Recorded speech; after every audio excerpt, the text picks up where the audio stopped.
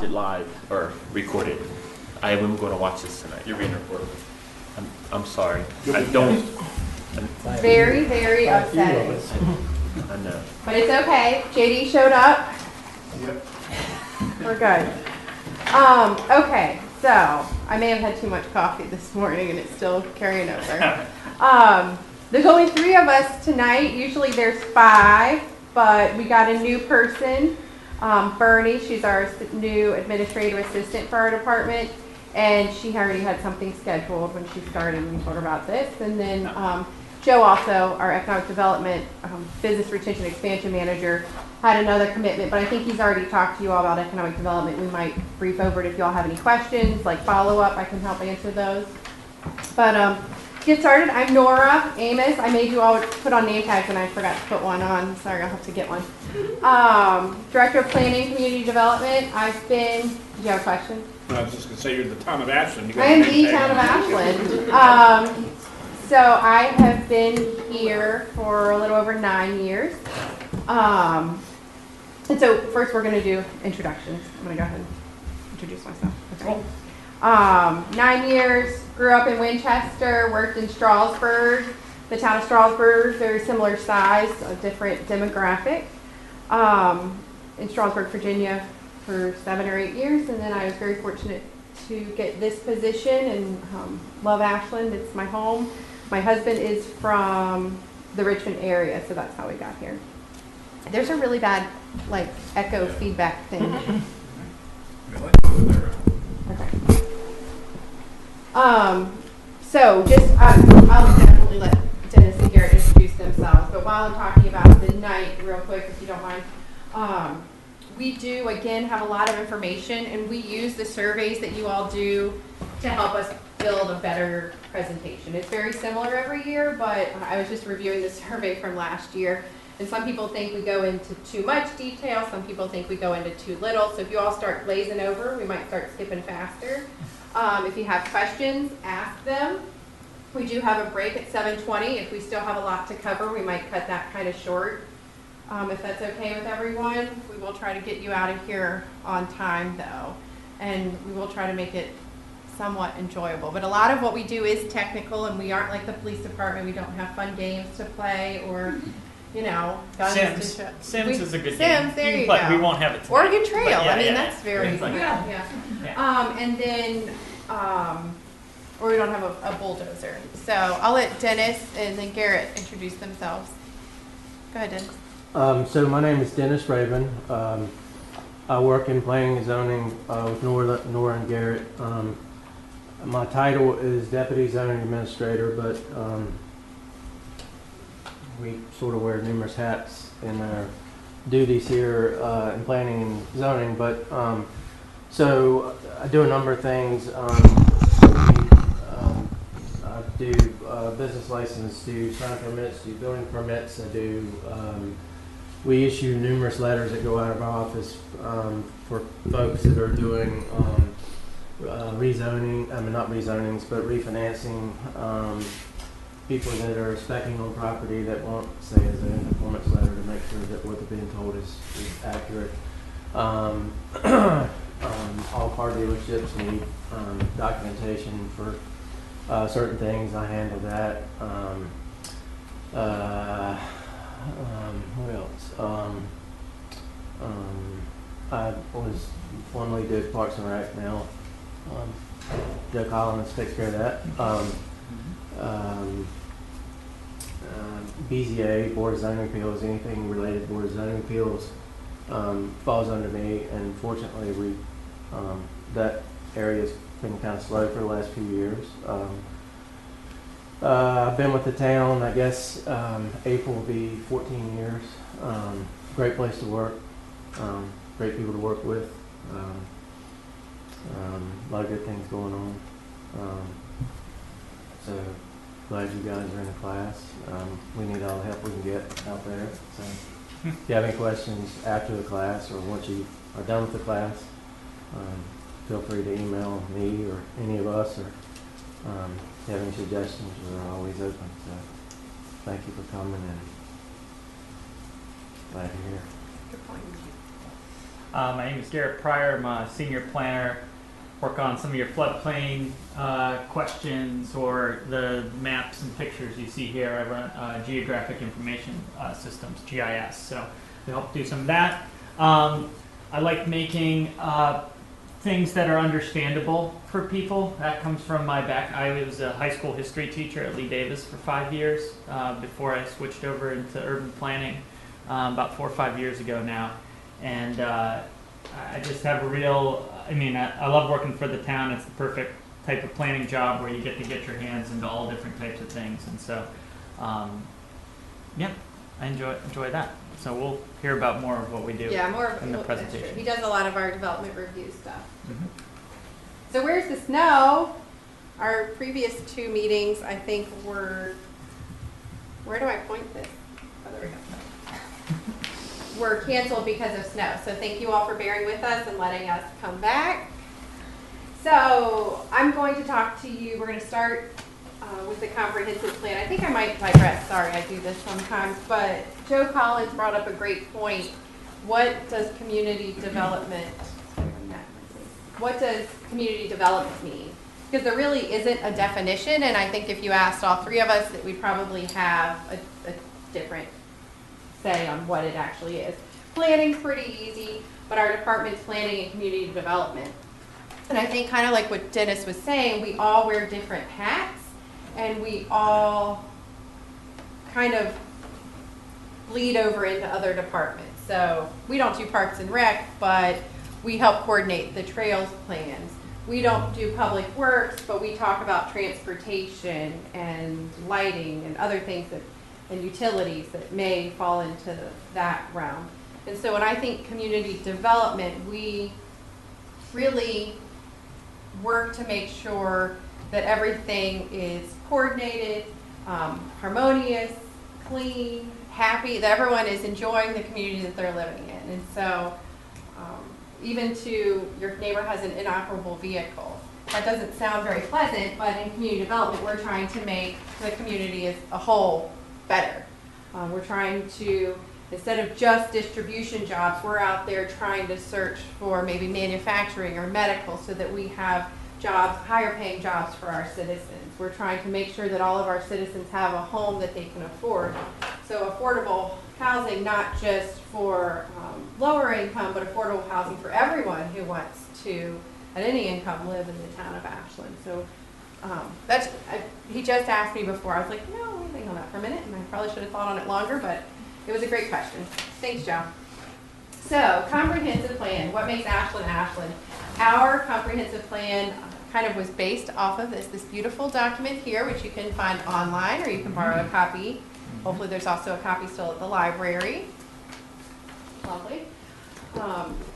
Was based off of this saying, I think Ned Hinson came up with it, what makes Ashland Ashland? And I think if we went around and asked everyone, it's different, but it's also very similar. It's some of the things that Dennis talked about of why we love working here. We love our neighbors. We go out downtown and go shopping and see all of our friends, and it's the beautiful trees, it's the sidewalks and the connectivity and the grid street system and the variety of housing.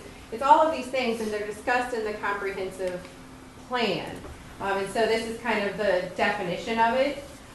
It talks about our visions and helps us guide our future growth. The town council and the planning commission in reviewing applications have to look at the comprehensive plan and the goals that are set out within that plan to review those applications. When they're funding items, so they're looking to fund a new pool or to fund the fiber or the town hall, they again look back to the comprehensive plan to rank their priorities. So we do it partially because it's required. The state code requires that all communities, there's not much that the state code says you have to do. We have communities in the state that don't have zoning ordinances, but you have to have a comprehensive plan, and it has to at least have components that include transportation, land use, public facilities, water protection, gets back to the floodplains, stormwater drainage, and then affordable housing. So all of these items have to be touched on in your comprehensive plan, but we have other items that we looked at as well. For example, economy and community design are some items that we also added. And so the state code may be somewhere else. I think it is a different slide. We're talking about 5 years and 10 years. Yeah, that's coming up. Yeah. These are the So questions. these are our land use categories, and later on Dennis or Garrett will talk about our zoning map, and we have these up here, but I want you to think of land use. It's kind of our wish list, our desire of what we want the land in town to be used as in the future.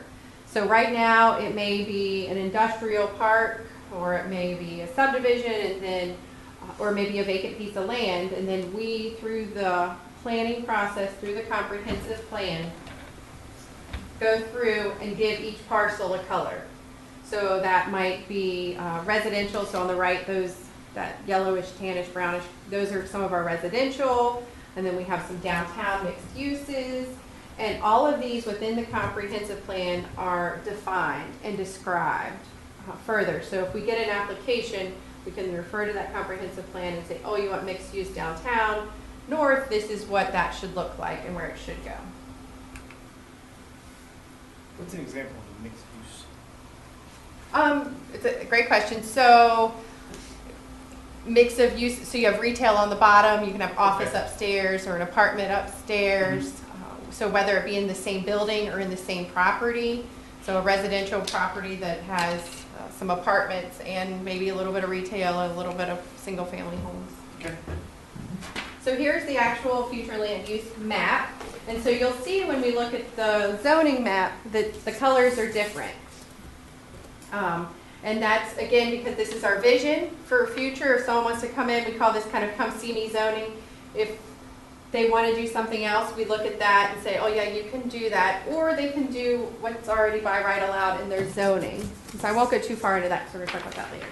Yeah, this one we have like zoning are your requirements, future land uses, recommendations. And you can see here, if you were to like overlay them, there's sometimes where they're in line, and then there's other places where they're not.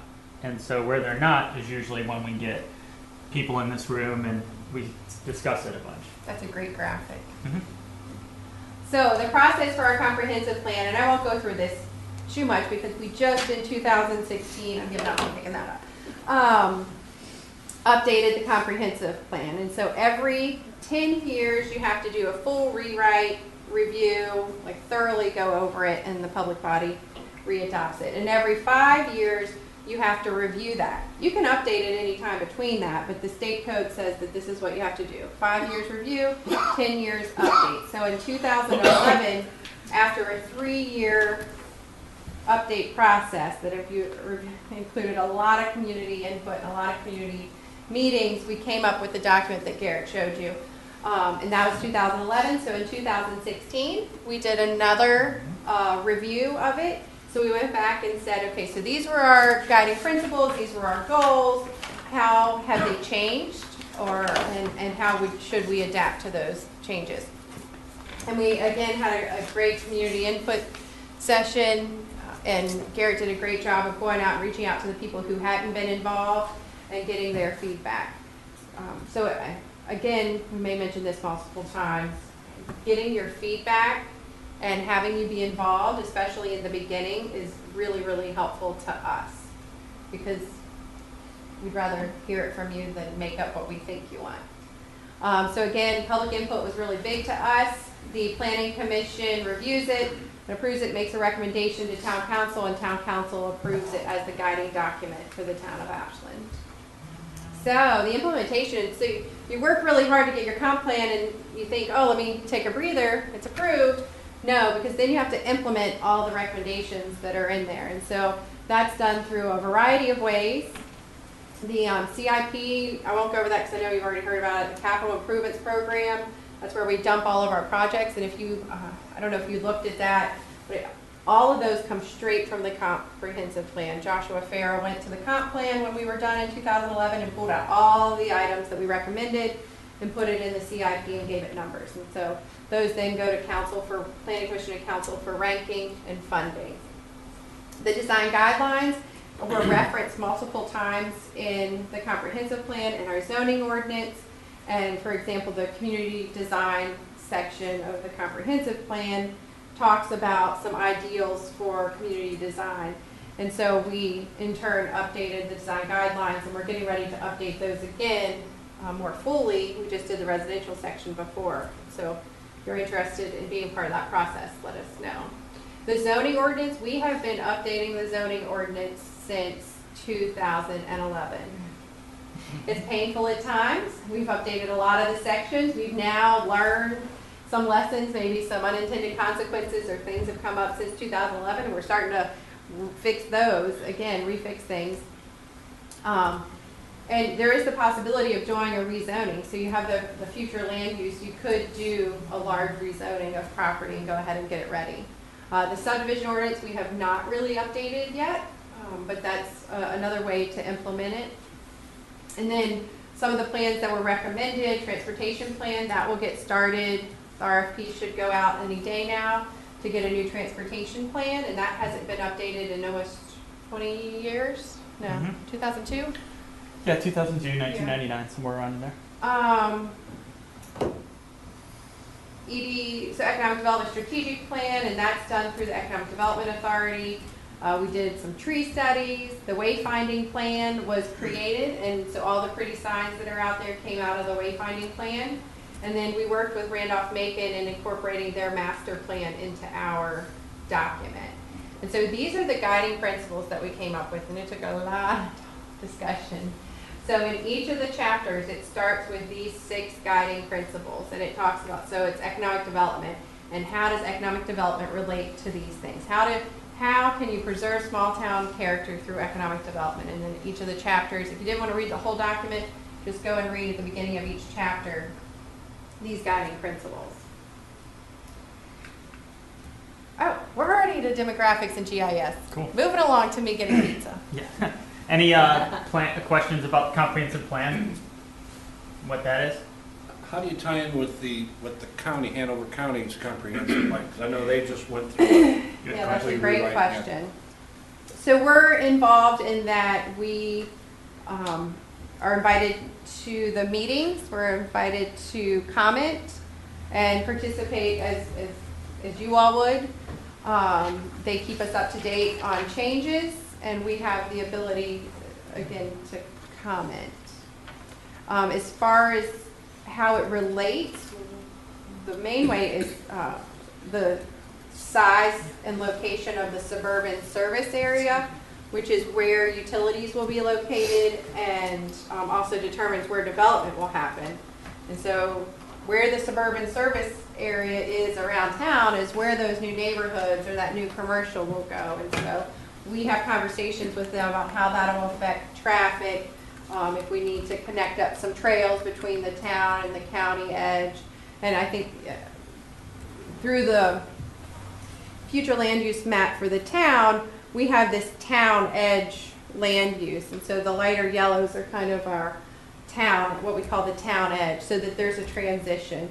One of our council members said that when he left, he wanted to be able to know he was going from the town to the county when he stepped in cow dung, and that's how he wanted to keep it. And so I don't know that we can make that happen, but we do want a rural edge where you know you're now entering the town and you're exiting. Yeah, one of the areas you could see, if you go down from Town Hall here down Hanover Avenue and you cross into the county, it's a pretty rural area. Get out to Elmont Road, there's still farms and all that.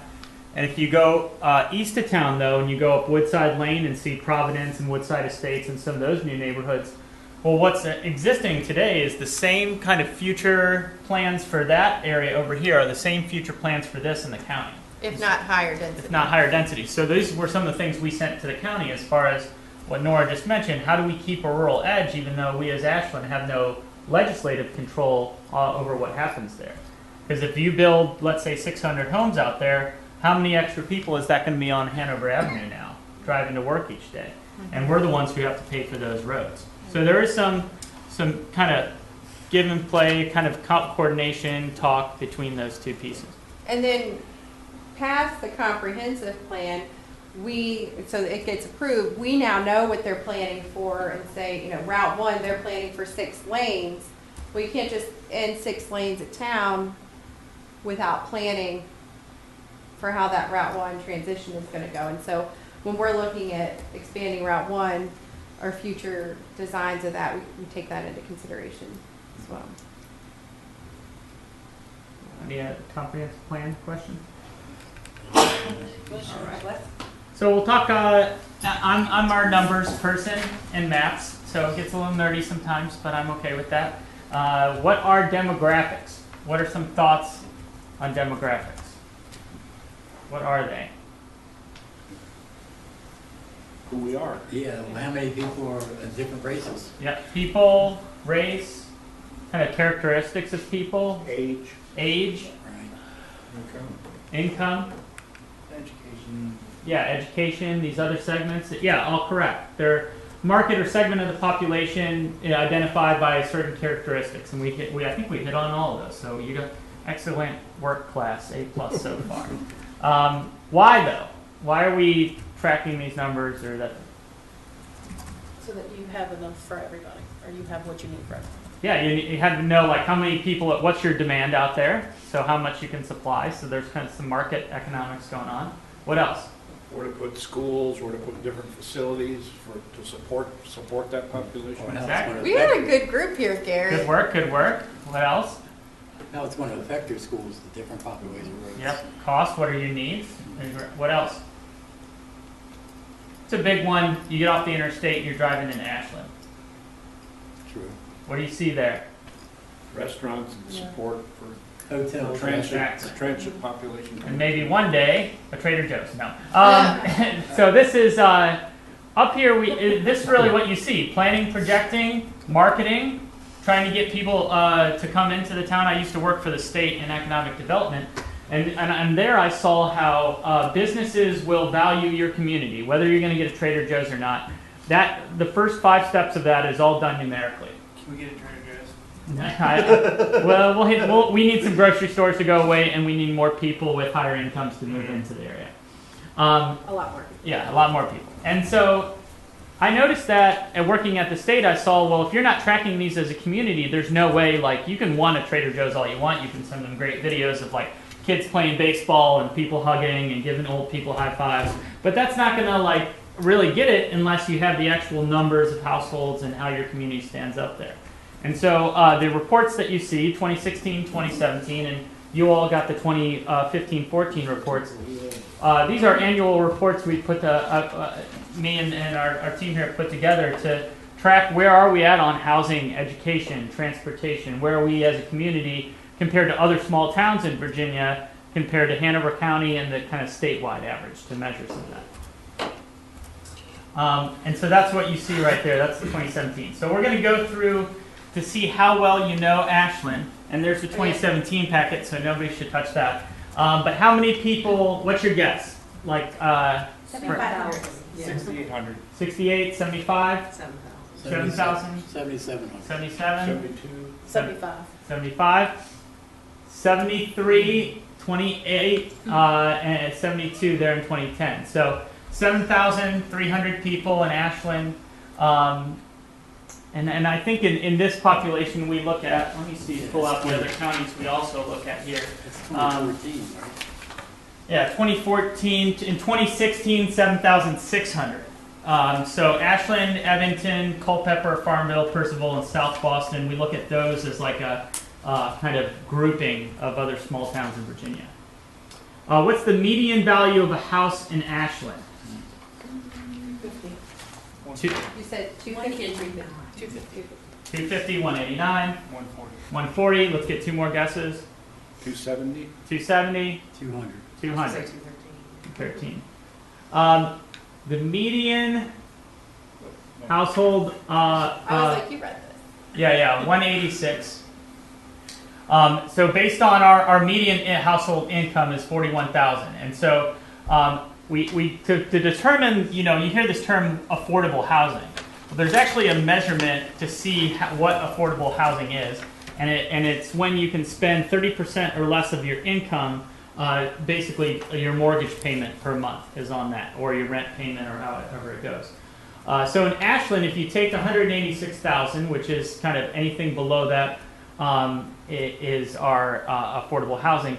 71%, 7 in 10 homes in Ashland are considered affordable. So 186,000 or lower. And we have a map. One of these boards here kind of has the back part of it. But what really stood out to me in this map is we talk a lot in Ashland about mixed income housing and how we're such an interwoven neighborhood. And you do see that for some areas of Ashland. I think our older areas, our more historic areas, sorry. But then other parts of Ashland, you don't really see that.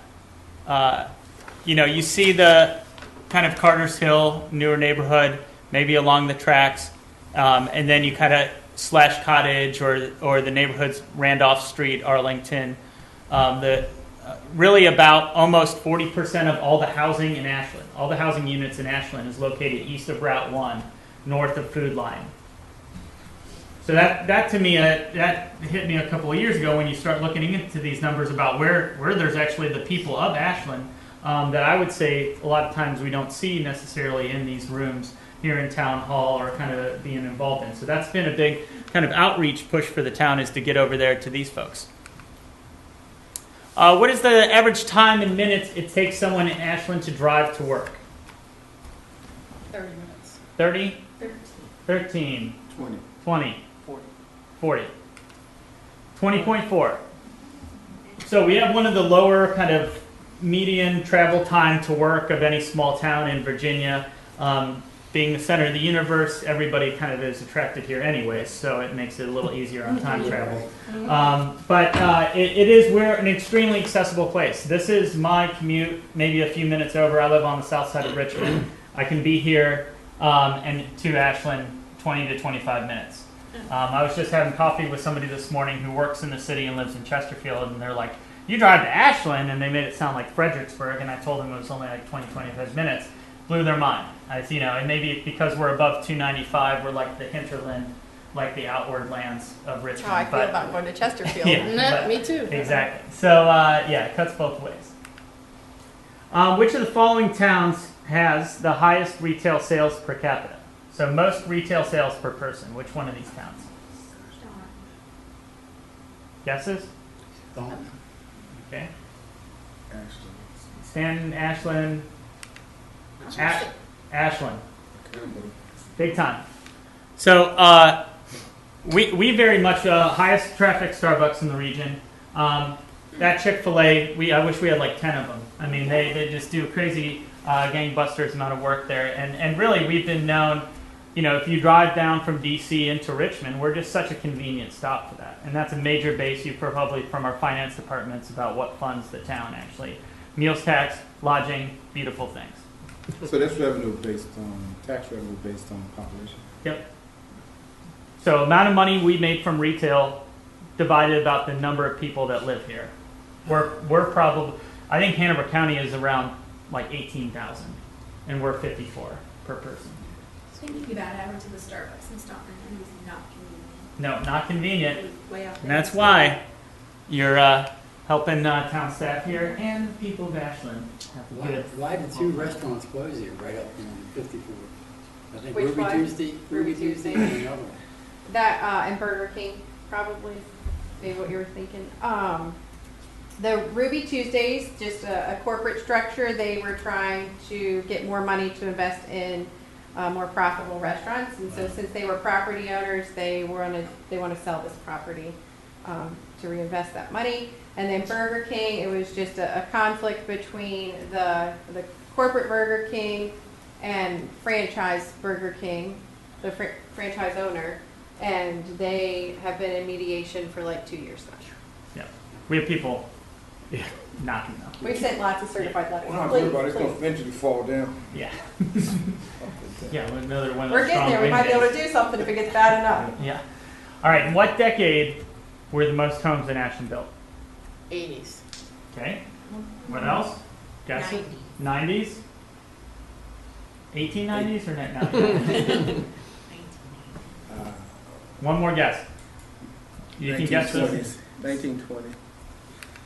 80s slash cottage. Boom, slash cottage. 1980s, Ashland actually wanted to become a city for a little bit, and so we thought, let's improve a lot of homes to try to get there. And so you have slash cottage that's built. A lot of the housing, the apartments and townhomes that are east of Route 1 were built with low-income housing tax credits through the federal government during that decade as well. So about 1 in 4 homes built in the 1980s. It's a great decade. I was born. It's a good time. Just some of the housing types, though, like a lot of other towns, we have a very mix between owner and rental, about 55% owner, 45% rental. And we are very single-family kind of detached. The single-family detached home, about half of the homes in Ashland are that. And then the other half of homes are not that. You get a really mix of either single-family attached or duplexes or some of the apartment buildings there. As you can see, 5 to 9 units is really the predominant type of housing as far as multifamily in Ashland. This is a little inflated to 10,000, but this is basically saying that the population of Ashland doubles on a daily basis. There are close to 7,000 workers that come into Ashland every single day. That 10,000 is a little inflated from the census because it takes your headquarters, and so the school board is in North Ashland, and it counts all the workers coming there every day. But this just shows you that, and then about 2,000 people live in Ashland each day and then go out for work.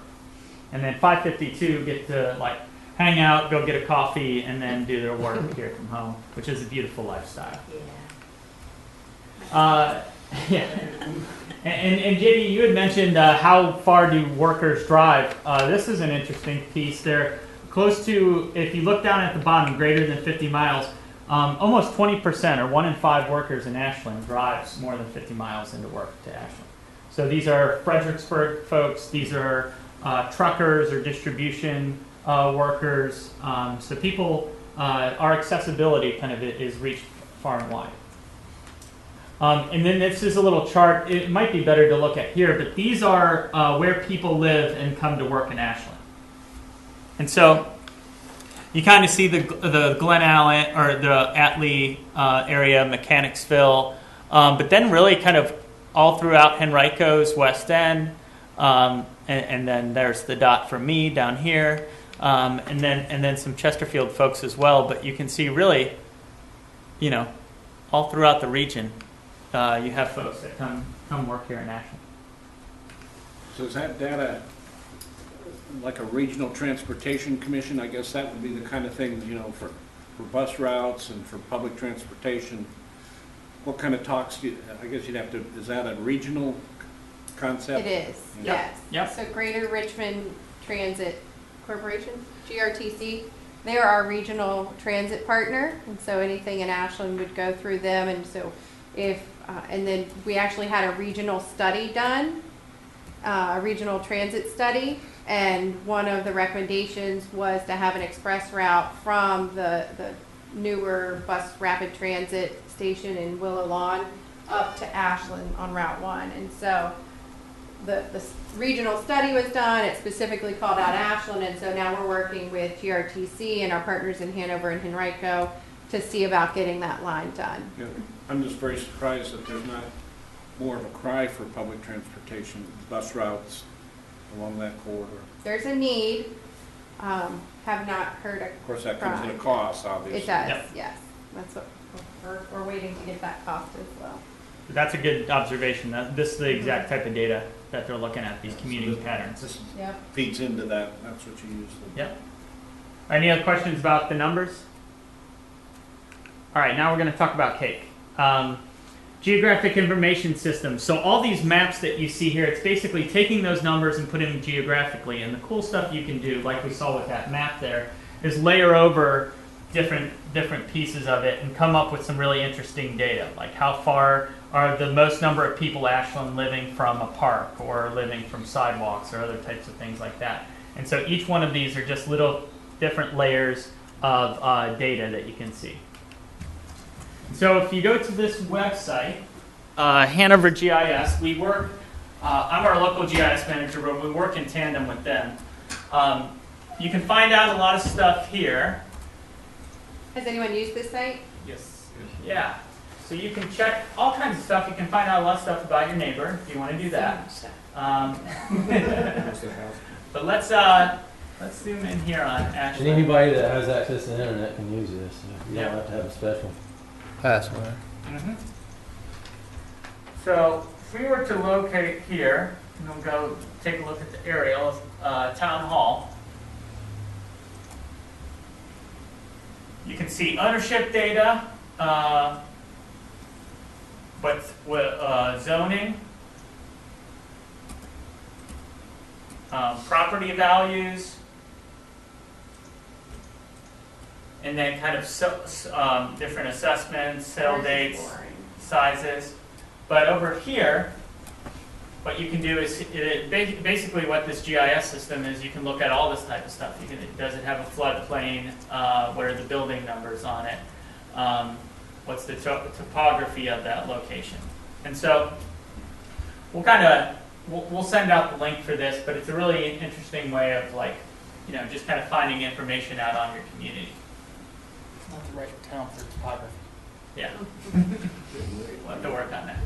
And then if you're a business or you're interested in that worker data that I showed you there, this is a free website through the US Census, and any types of things to see how many workers or how many households are within a mile radius of where I'm thinking about opening up this business or going to.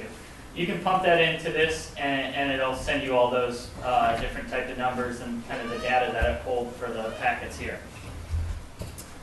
So if you want to go another layer deep, you can do that.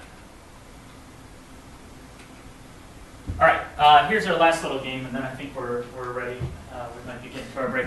So these are some of my favorite maps. They're these figure ground maps, and basically the roads and the buildings are white, and then everything else is in black. So we're going to take a couple guesses here of where we're going in Ashland. There's the town of Ashland right now with just the white roads and the buildings. So where do you think we're at? That's Railroad tracks, so There's you got a to railroad station down there. Just Yeah, right so off where? Randolph Macon, yeah. Town hall right there. Right on. So we're in downtown. Right. So one of the things we looked at in updating our zoning for the downtown is to create a walkable place. You have to have buildings that are close to each other so you can kind of walk out of one entrance and go to the next. And so as you can see in our downtown, we have some of this massing. You have the library, and then you have the, where Cross Brothers is at in these buildings. And then you have over here to the, the old Ford Motor Building and those. But as you see on the north side of the street, where you have Sweet Frog and the corner store, you have a lot of gaps over here. And so it's really going to be hard, unless this area redevelops or infills, to really get the feeling that you get on Railroad to continue down England Street. Where are we at there? This is a difficult one. There is Route 1 right here. Is that Archie Maple? Cannon? Yep. Right on, Maple Street. This is one of my favorite roads in Ashland. You just head south out of here, out of downtown, go Maple south of Ashcake, and then you just jump into the countryside, like you talked about, step in some cow manure. And so it's just showing within a half a mile from downtown, you can get to a very rural kind of town. This is that future land use recommendation. We want this area to be sparsely kind of populated, and so you can get that transition and feel as you're going through Ashland. Where is this? see the railroad tracks on the left. Okay, we got railroad on the left. What'd you say, JD? Randolph Macon. Right on, Randolph-Macon's campus. Is it?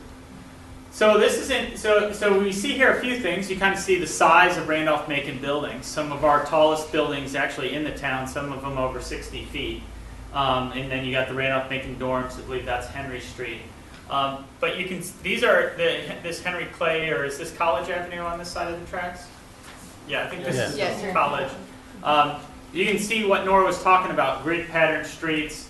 We talked about the homes and the area that are around them. And so this type of pattern, this historic Ashland pattern, we try to write then into the rules a little bit and replicate in some of our new neighborhoods. What do you think here? Slash cottage, right on. The opposite of a grid system. The opposite of the grid system, but over time, I think because somehow we lucked out as a town, that not one builder came in and built all the homes the same way. That there is a really unique variety of homes in slash cottage. We would not build these type of street patterns in the future just because the folks that live along this street now get everybody who's coming out of these roads or out of these roads going here, and the person who lives here now has all these folks coming down to go to it. The grid pattern would hopefully kind of disperse that so there would be fewer traffic focused on singular roads going in and down through it. Where do you think we're at now? Sedgefield, 100%.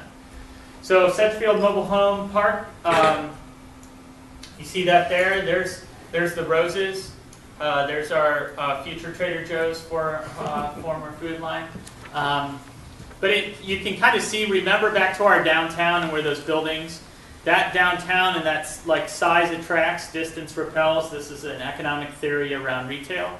You can see that here where the mall, the hope of it is that you have enough stores kind of together that you can attract people to get there. All right, so that's our last one.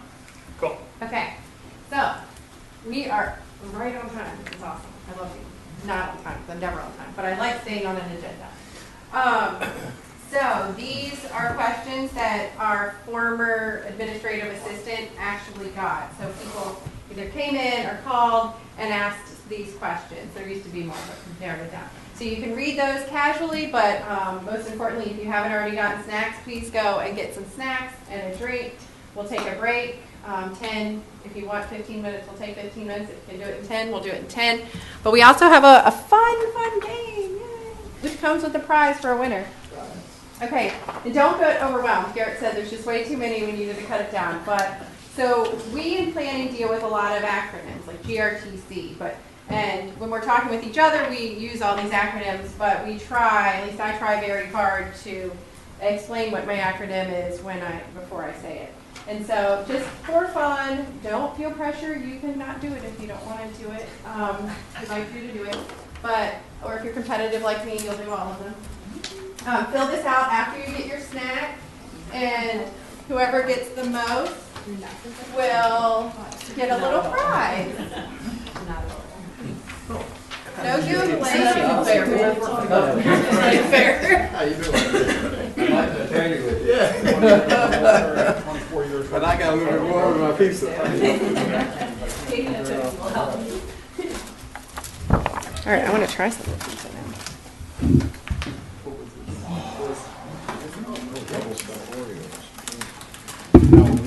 That's a good definition of community development.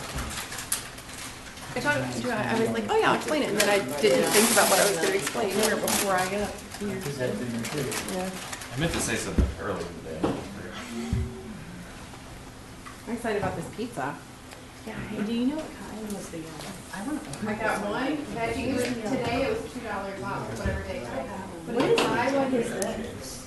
One veggie pizza and one was, what was the other one? I can't That's remember. amazing. They were both white pizzas because they were $2. This one is amazing. Nope. Oh yeah, goat and pig. Oh my God, goat and Yeah. pig is like amazing. Is that it? You're TNA, guys. too many acronyms. Yeah. I didn't know you could have food. I would For sure. ordered the pizza. There's one day a week that it's like buy one, get one stuff. It's cheap. I'm gonna have to, yeah, that. I think it's $2 on $2 off.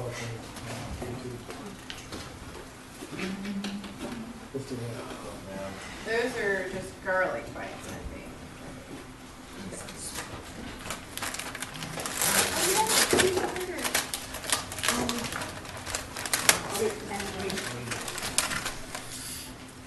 Yeah, I might have to scoot back my chair after you eat all this garlic. Why? It's my Comcast bill. Too high. I might actually be able to fix this. Where's the smoky pig? No over here. Still get it. Do you really?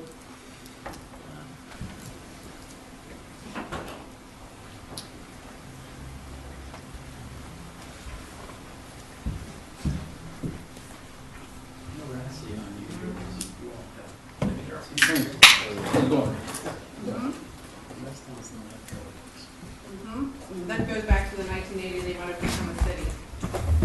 Action always your demographic finances. It does. Sure. Okay.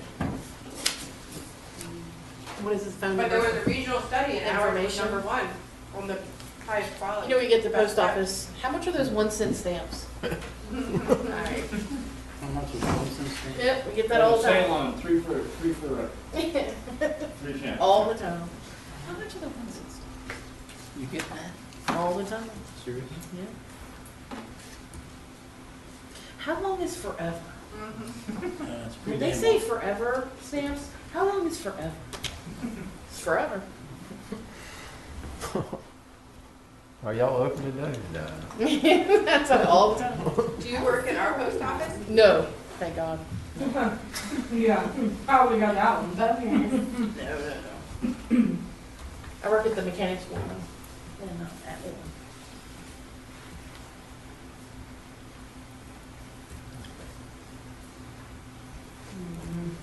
Yeah, addressing is one of our other duties. Oh, yeah. That's the worst job in government. Readdressing people Yeah. is the worst job. I'd easily give that back to the county. Yeah. Mm-hmm. Did you try either of the pizzas? Yeah. I like that. Yeah, actually, my wife's job now is manager of AMS, which at the Postal Service, Treasure Management Yeah. Service. So she does all day long. She just calls towns and deals with that. She's like, yeah. Don't Those pick up the people- phone, Garrett. Oh Yeah, those people are like, ah.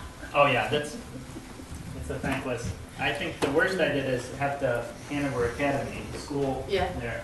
I had to readdress them, and I just felt bad. I think they had just printed out a lot of their materials or something for the Yeah. fall. She says the biggest problem they have is a lot of times, you know, when people move into towns or different parts of a county, they want to be known as this. And you have to change it to this. I mean, people will fight you over their zip code. I'm like, it's just a zip code. It's just, you know. Oh, Okay. Garrett does. Oh yeah, Yeah. yeah. That's the most anger I've received Yeah, back they're really- addressing home. What do you mean I don't live in Ashland? Mm-hmm. Don't live in Ashland. Oh, yeah. People will argue with us because there's so, as you know, there's so many people who live in Ashland, have an Ashland address, but who don't live in corporate limits. And they're like, yes, I live in the town. I'll send you a bill, but you don't. I hear our town manager doesn't live in town. You what? The town manager doesn't live in town. Like just stone's throw away. Mm-hmm.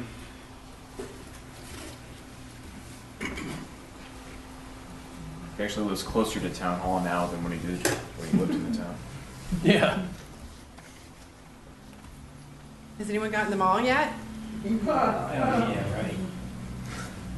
Can't Google that fast. Yeah. No Googling.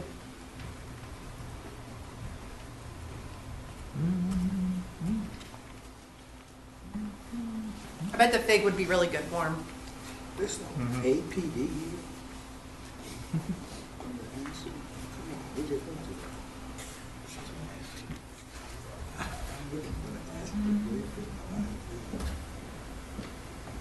Is Mad still on there?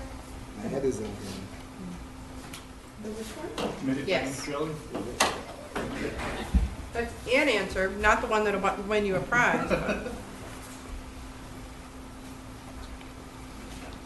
Oh, you know what? I only made one copy of the answers. I'll go make another.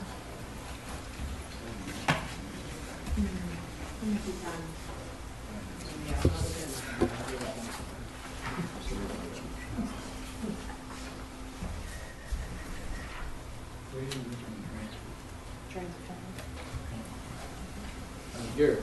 You good, Nick?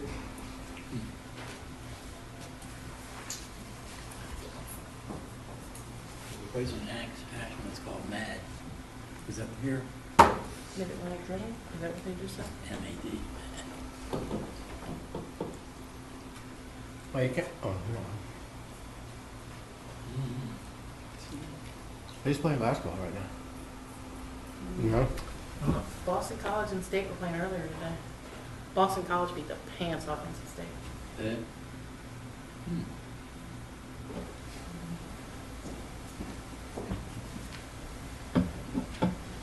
Hey, Gary. Hey, you see that special, when we was talking about, bus thing, you see the special Arlington, Texas, where they got rid of the mass transit system? Oh, wow. I didn't see that. And they went to one. They play, plays, Syracuse. 9 o'clock. They maintain the whole bus transit to a couple of these And Hulu vans. Yeah. It's not so, but it's the same. Was You it know, publicly Number 14. subsidized? It's publicly subsidized, Yeah. but you Because I call got in one. just like you would call in your Uber. Huh. You know, and they, and it's. I'm not with Was it. it town? Selected, but Yeah. I wanted to check it the out. whole concept Yeah. was, But they it help was me less find the expensive as well. than Got out of the maintaining military and that started whole working for the bus. post office. Yeah. Trying to, and they were only dealing with part of the city at this particular point. Yeah. Yeah. But they were saying how that worked, and whether it was gonna develop even more so, but at the point that they were looking Yeah, at, it's they quasi said less government. expensive to maintain that type But of it's a. service, and the city it's federal subsidized retirement. Yeah. than to maintain. Who I was And surprised. what was happening also, the transit, mass transit, participation was Oh, yeah? dropping off I was also. surprised Yeah. that you came out. So they needed something to Because I supplement knew who was in charge. the daily utilization price. Sure, sure, sure. And that specialization type take me to this place, Like rather than Victor? drop me off at the next corner, I said, I walk These six are private blocks to Yeah. get to work. Yeah. It's the concept that's working for us. I wonder what their, like air quality and congestion Yeah. of cars on the road, if that's, Sometime we'll- but I think Not that's, mentioning yeah. in Yeah, Arlington at it this falls point, it was just the down point that the the the hill. buses were not Sure. It gets We're back not to getting community utilization. development. costing We, more than what they were getting out of it. Like to answer the Well, yeah, questions that no I one mean, else that's the wants real to question. answer. They're saying with Or automated if it vehicles, that's incorporates more similar than just how what it's gonna their work. Like silo you'll drive is. to work and then your We're often vehicle called the could fluff actually be, you department. could make money off of it during the day. Like it We would go take out care and of all pick people the up and take them fluffy places and then stuff. by the time you needed it back in the evening, it'd come pick you up. Yeah.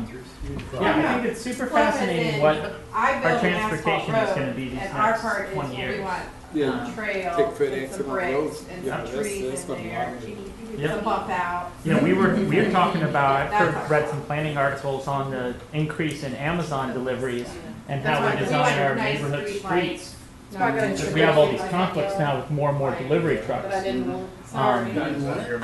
So you want to create a walkable, No. slow traffic No, don't street, do it. but at the Because- same time, you need it wide enough No, for I these came home, trucks to it get pissed me down. off, because I came School home, buses, and all of a that sudden, kind there's a tree in my front yard. So No, there's a real if there's gonna be a tree in my front yard, then I want balanced to put there. debate, Well, you need to tell me. discussion going on in the Put it planning there. world about how do we, you know, how do we do all That this was not. stuff. No, that was RCI. Yeah, That was RCI. Where do you Yeah. live? it'll be interesting. Giddy up. Yeah, I mean, when we was Oh, talking you're about right, working right. on a deal with. They were required, it was on the Yeah. site plan. Yeah, They're but like, we got to okay, get the deal. call me, tell me Could be, there's something especially to like do. What do these you know? physical infrastructure Oh, we want improvements to? and how how So stagnant where- then that where- becomes. What lot are you? I think 26. one of the good things though about Richmond, and I don't think other places do this, What's that? the These were all Richmond the fell in trees the trap that of we other planted. places, we haven't updated our The bus ones I routes. planted. Yes. Ones that were on the No, gas the line. ones that took the. So they updated all their decided their they GRTC's went just to getting Yeah. ready to roll it out. But you're not- And you're not that's saying that they really roll on the smart gas came line. from You DSU, built your and house, a right? couple other big cities. I don't remember. But exactly what you're talking about, how can we maximize where these buses are going and move them. to get to the most people and bring them off the gas line? So.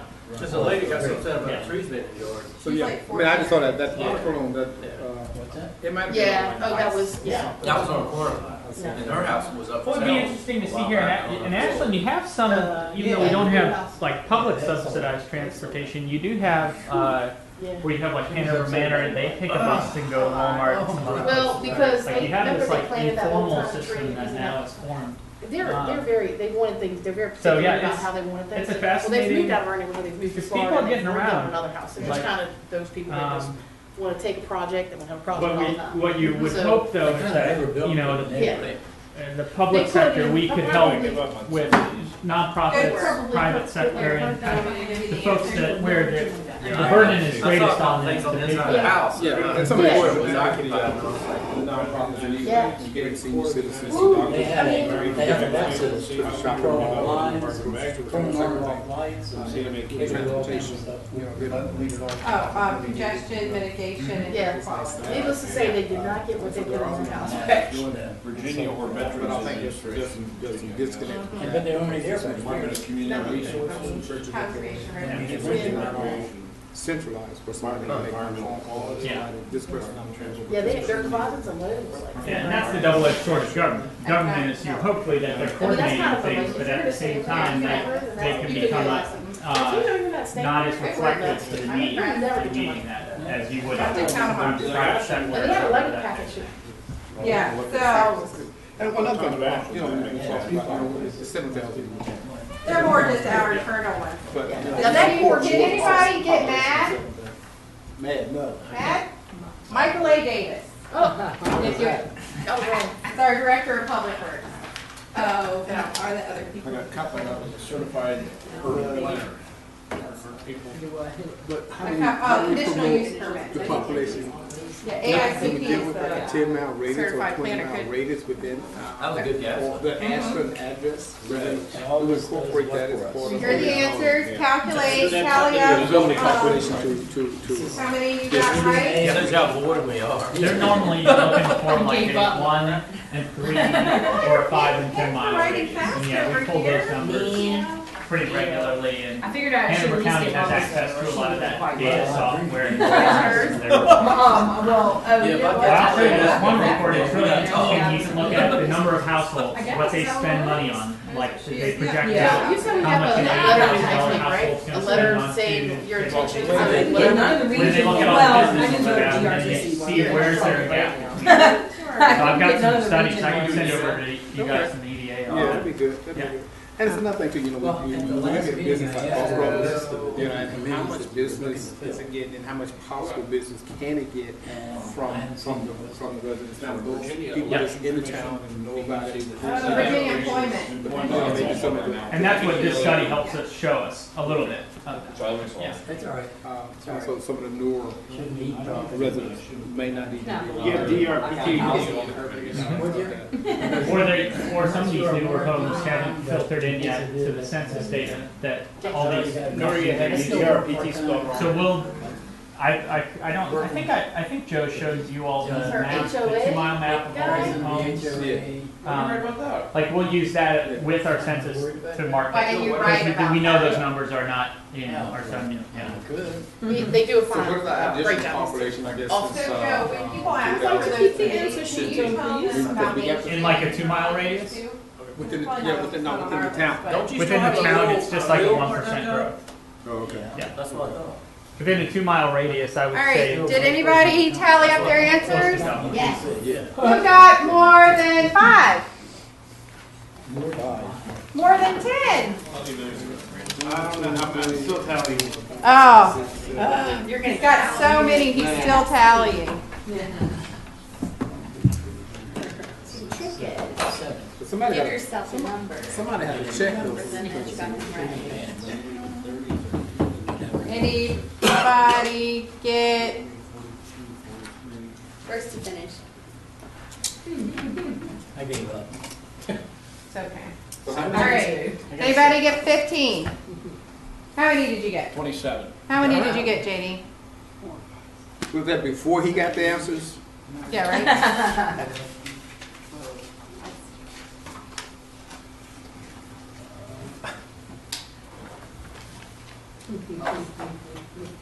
That'd be the right answer.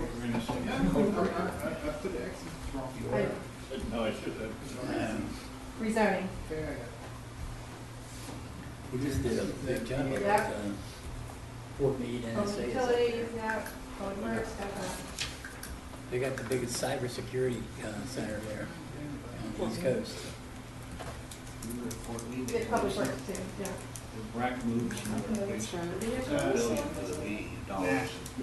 All right, so you are the proud winner of the Ashland gift certificate. So I'm gonna go ahead and use this moment to advertise the Ashland gift certificate. Has anyone seen this or heard of this? Yes. I have. Yay, Garrett! It's still his. So we at the town of Ashland, through a partnership with Market Ashland Partnership and Ashland Main Street Association, we tried to put together like a shopping card, like you could buy a gift card and go and scan it at places that participated. It did not work. Not all of our places have point of sale system. It was just too complicated. So we came up with these checks.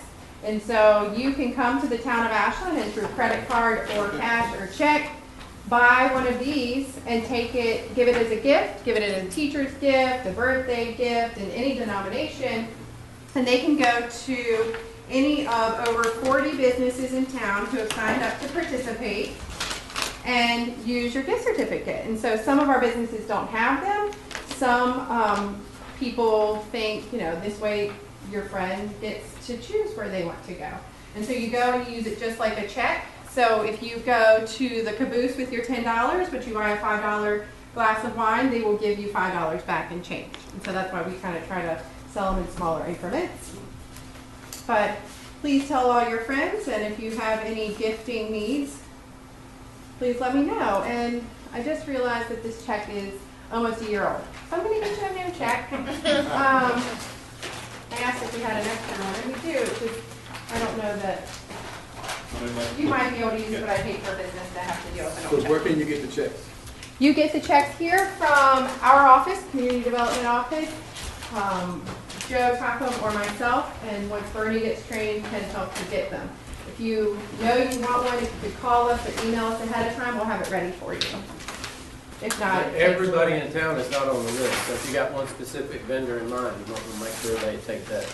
yeah, and we're happy to add more people to our list. So if there's a new business in town or a business that's not on the list, go and tell them, hey, why aren't you on the list? I'd like to buy this for my mom, and you're not on it, and we'd be happy to register them. Because they have to donate whatever you're buying, right, to the town? No. No, They're not out of anything, Yeah, except they get your business. Our money goes into a checking account, so it's deposited in a checking account, and when they deposit this into their account, Okay, it gets pulled from ours and goes into theirs. gotcha. I thought you were doing this pro bono for the company. No. It was just a way to offer a gift certificate in the simplest format we could think of. And so far it's worked, we just need more people to know about it. And I'm sorry, but That's okay. we need to get Mike a gift certificate, don't we? Sorry about that. All right, zoning administration. That's Dennis Raymond. I'll turn it over. Anyone needs something?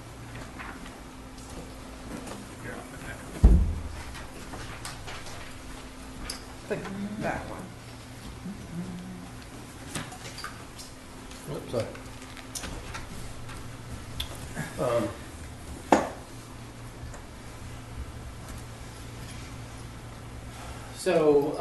So there's two parts here. Zoning is, you kind of think of it as a leg of planning and community development, and that kind of falls under me. And then development review, we'll talk about that a little more in a second, particularly Garrett. But let's kind of start first with zoning. If you just kind of look at there's three different pictures there. And just kind of go in a clockwise formation, starting with the top left. What do you see there other than the obvious? How do you think that relates to? I'm sorry? Collection of signs. Yeah, so that would be in zoning, that would be something that we, or zoning monitors, or through the zoning ordinance, we determine, how high, how big, where signs can be located. How about picture to the right?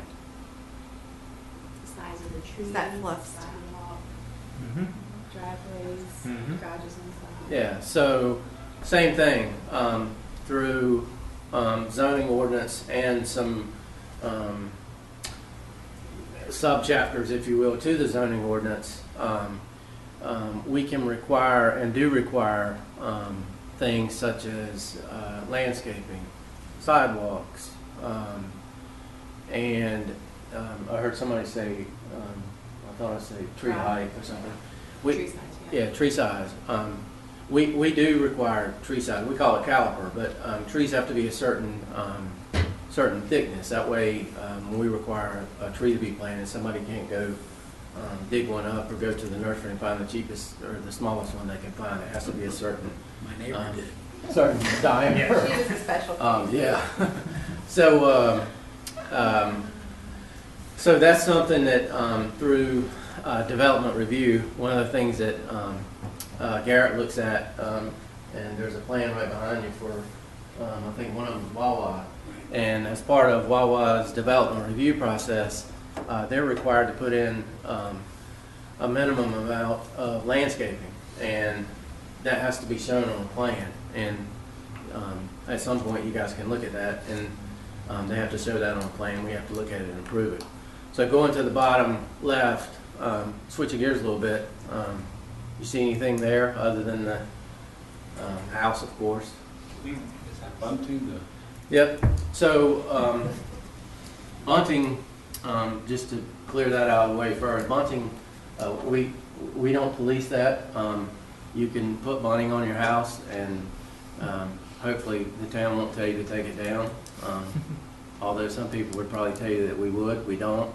But one of the things you see in this picture is the house and the front yard. So one of the things that zoning tells this property owner is how far back that house has to be off the property line. And so that's why that picture's in there.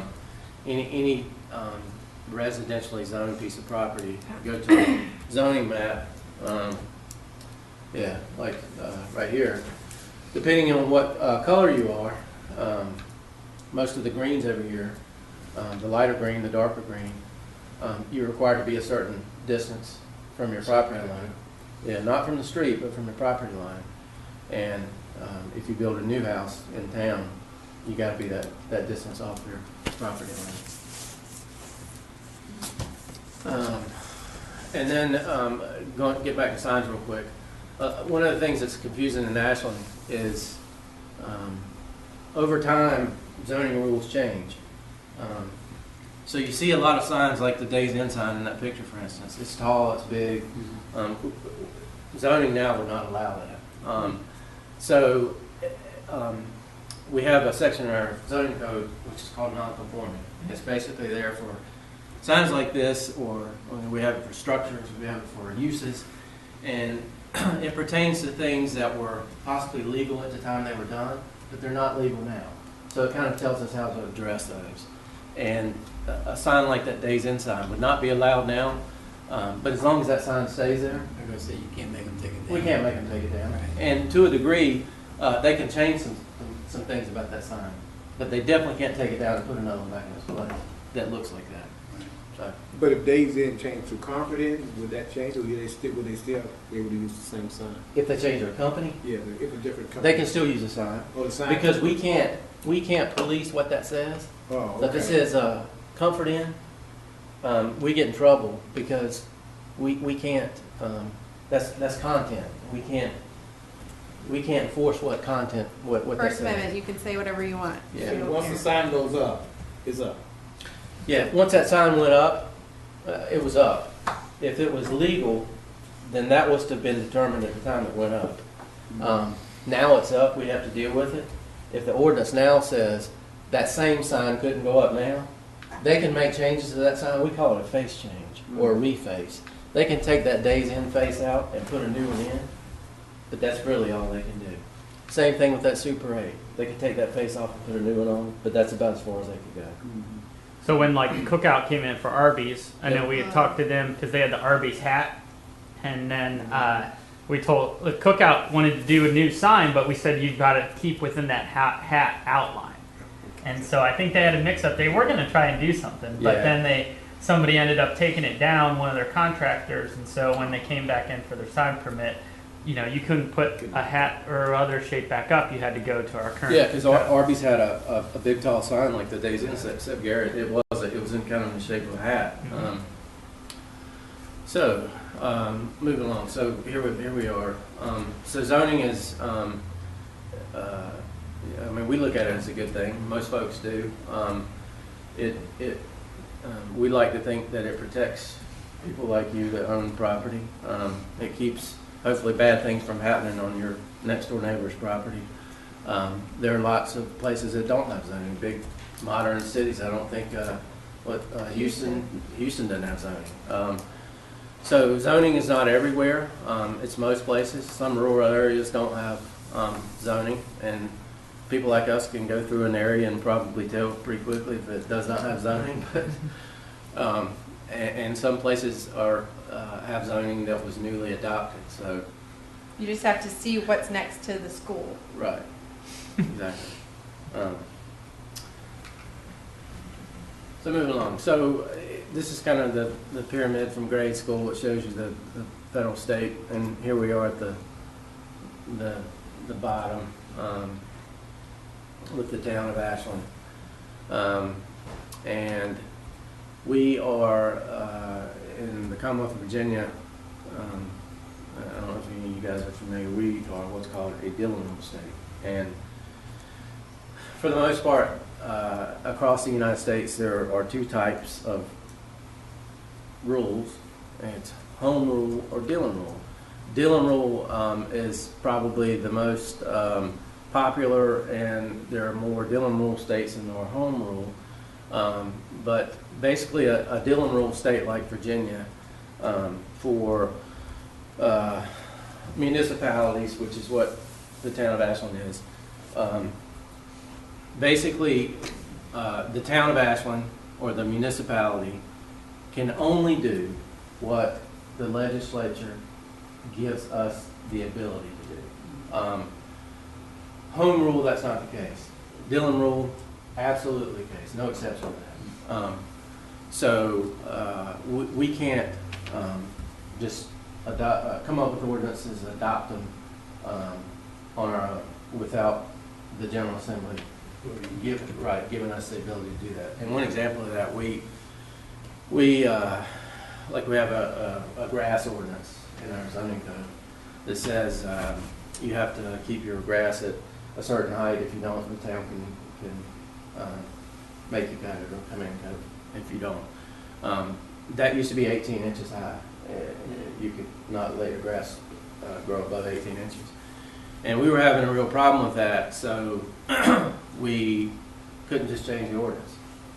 We had to get with our representative legislature, go to Richmond, get it changed there in order for us to change our ordinance here, which is what we did. But, you know, that takes time. But Virginia is definitely a Dillon rule state, and it's kind of like the court of law. If there's any doubt, you don't do it.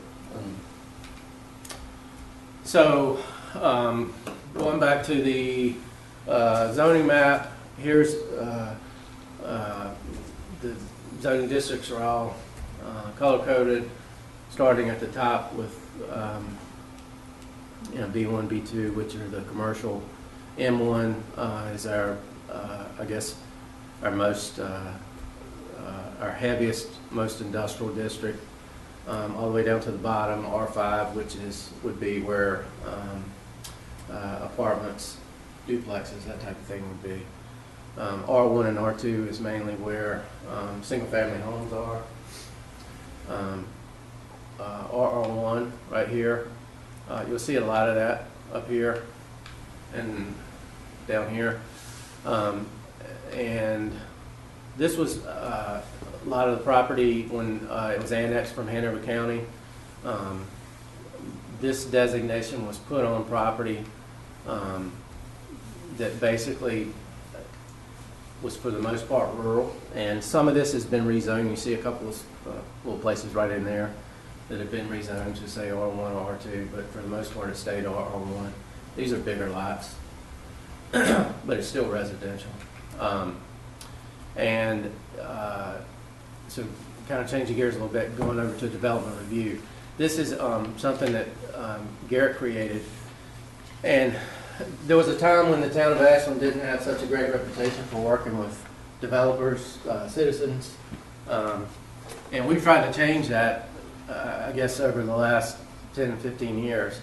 And so that zoning map and comprehensive plan, all these other maps, I'm sure they can be a little intimidating to people that never looked at anything like this before. So Garrett came up with this and some things just like it. So, if somebody comes in and says, hey, I want a piece of property, I've never done anything like this before, what can I do on this piece of property? So rather than having to, flip through pages and fun pages, just find out what your property's zoned, just hand them this sheet. It basically tells them everything they can do on that property, what their setbacks are, what landscaping is required, what kind of signs they're able to have on that property. It's kind of a cheat sheet, if you will, and it kind of makes it easy on that person, and hopefully, they leave happier than somebody did 10 years ago. Yeah, I got a C+ in 11th grade art, so I was able to sketch out some of those signs for you guys. And it's all available online on our website. Dennis, I don't know if we talked about this, but maybe touch on lighting, because that's always a Yeah, good so, and this is a backside of that same sheet. And this is just an example for the B2 zoning district. And these will change a little bit depending on what district you're in. But you'll notice one of these blocks is for lighting. And that's another thing that the zoning ordinance addresses. So if you're doing a new project in Ashland, such as Wawa, Yeah, here's the lighting plan. Go ahead and talk then. so there's a lighting plan. That's called a photometric plan. And so I'll just kind of, their engineer looks at our ordinance, our zoning ordinance, and sees what we require in terms of lighting.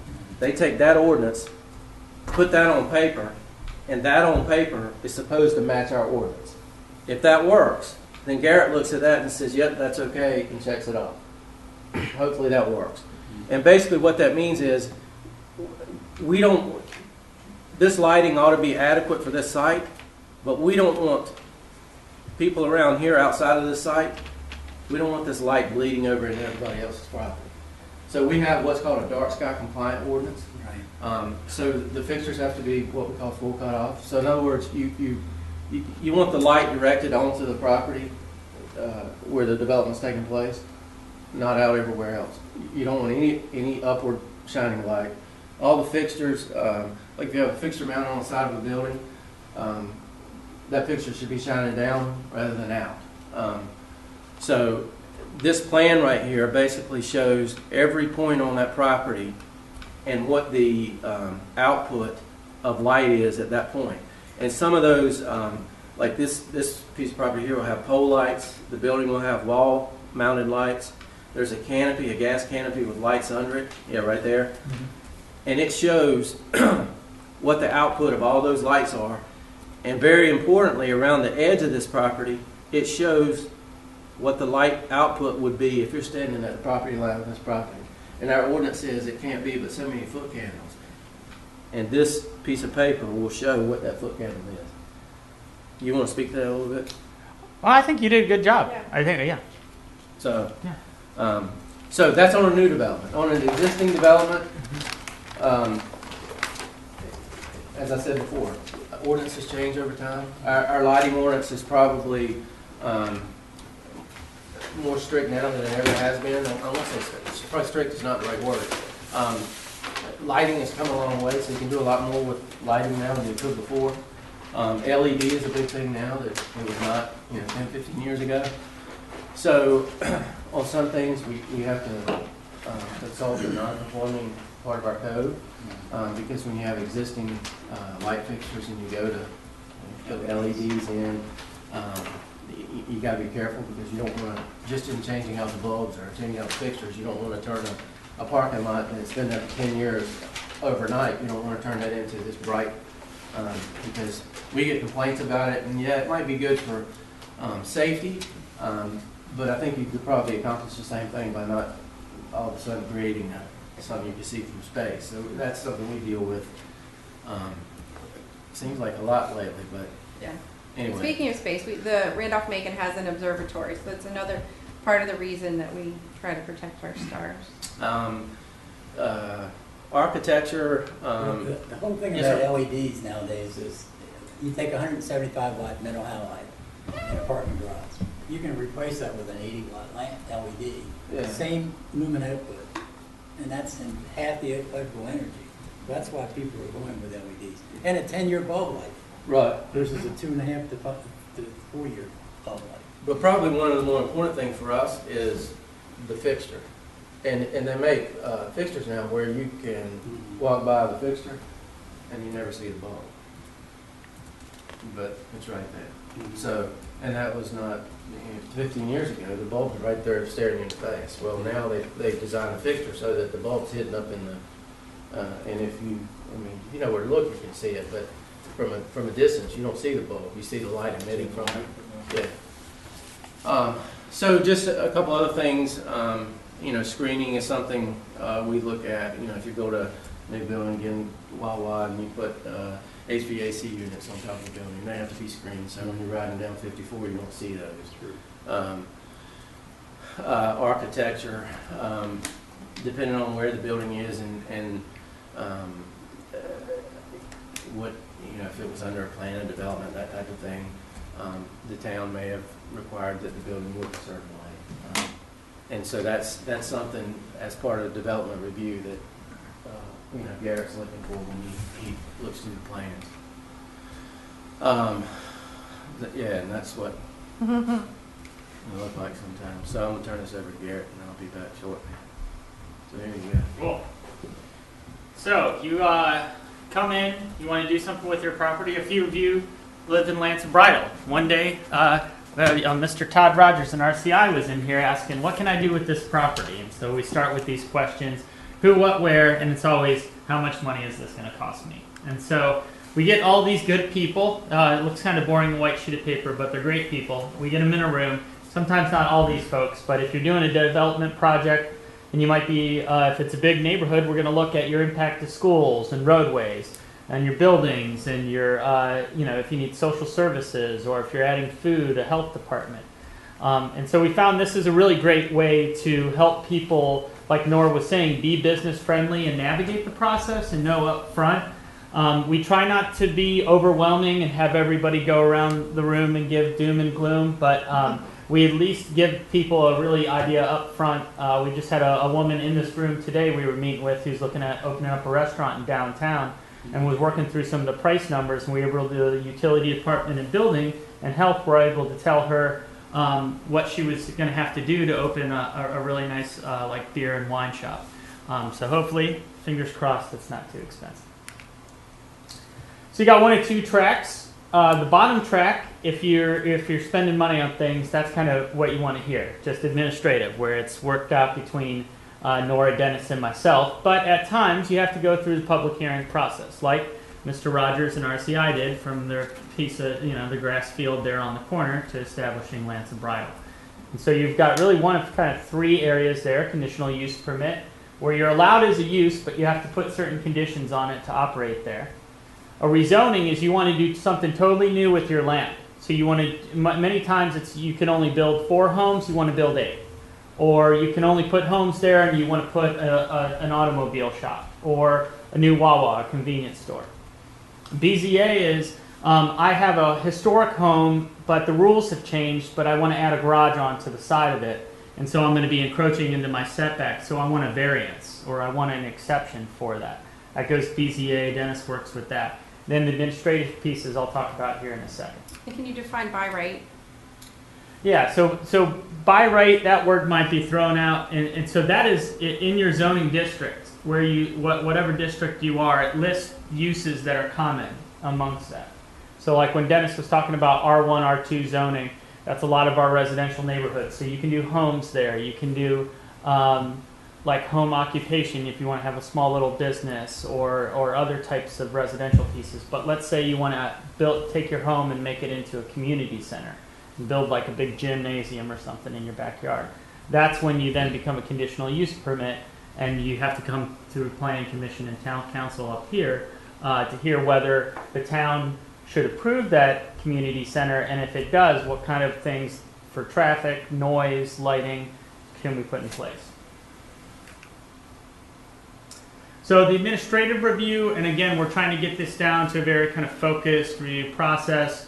Some of the best, I want you to, if you can, when we're done here today, take a look through some of those site plans that were back there, but those are construction plans.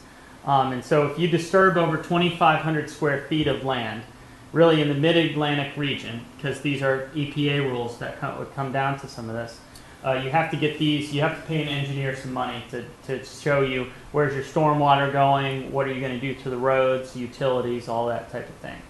And so you're routed here through our office. I'm kind of the head paper pusher.